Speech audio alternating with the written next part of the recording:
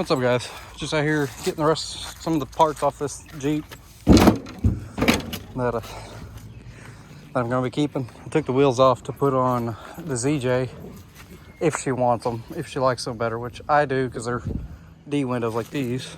They just got street tires on them.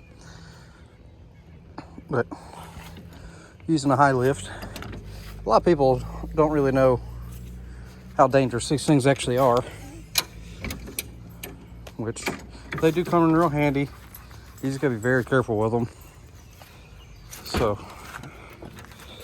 this is what it looks like having to winch the door open because the latch was broke and it's all bent up and everything, so the door wouldn't open.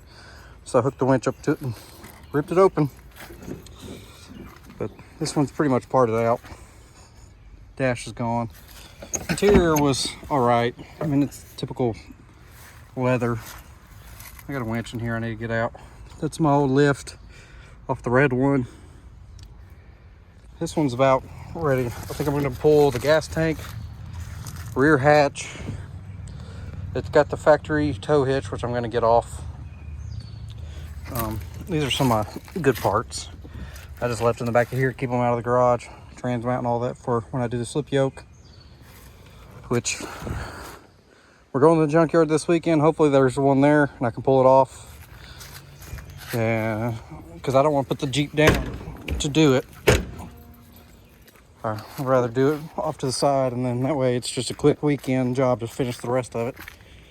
But there's not much left in this one. Tranny and all that's gone out of it. Sold it all. We're gonna get the axle shafts out, the wheel bearings, because they're brand new.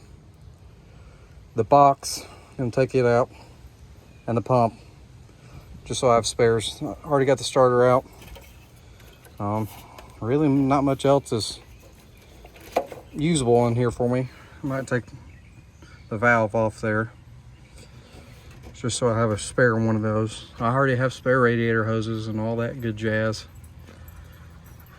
Yeah, I don't need this axle housing. If I just get the shafts out of it,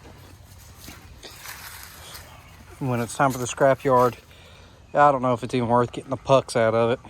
It's got blocks in the rear. I'll take those out, just because that's easy to get to. I'll take them blocks out and get them and keep this rear axle, because this is an 8 1/4. So 8 1/4 is a little, around me, a little harder to come by than the Dana 30. Obviously Dana 30's come in everything for the most part. I need to get this windshield out. See if someone will come and get this windshield out for me and put it into mine, because mine's cracked several spots. This one's good. The seals are even pretty freaking new. They're still soft, unlike mine are hard and pulling away from everything. So I'm gonna see if someone will come out here and swap this windshield over for me. I kind of wish I didn't do this to this Jeep, because it was nice, it was clean, but it costs too much to build 3 Jeeps at once.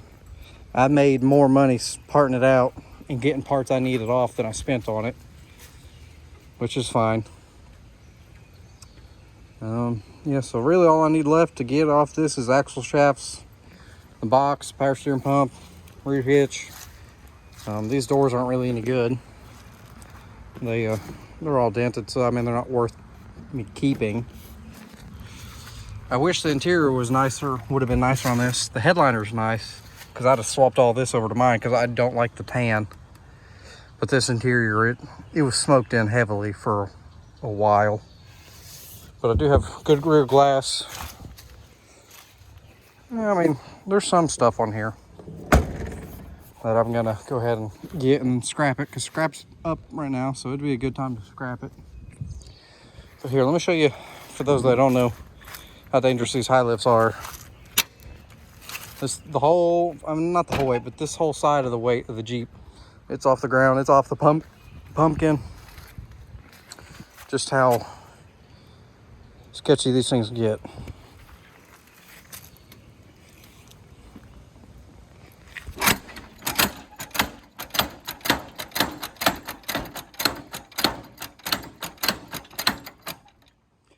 Definitely don't want to get hit by that.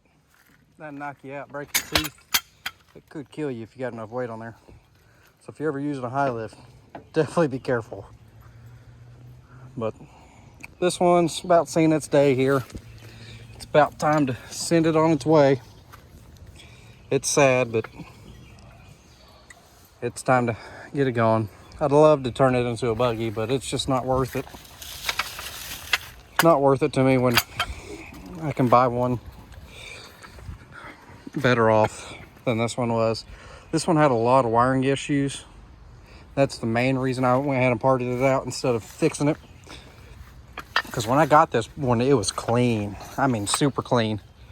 There was one dent in the whole thing. It had a brand new paint job, which was this flat black. It was a hunter green. They turned it into the flat black, which it still looks really good. It had too many wiring problems and I didn't want to deal with it. So I decided to part it out, and I made more money parting it out than I spent on it. So, and I've gotten great use out of the parts that I need when I break something. Like when I'm gonna have spare shafts now, at least for the front. And I'll have a spare rear axle, except the yoke. We used it on a buddy's Jeep when he broke his. But that's about it. You'll have a good night. Stay tuned for the next video.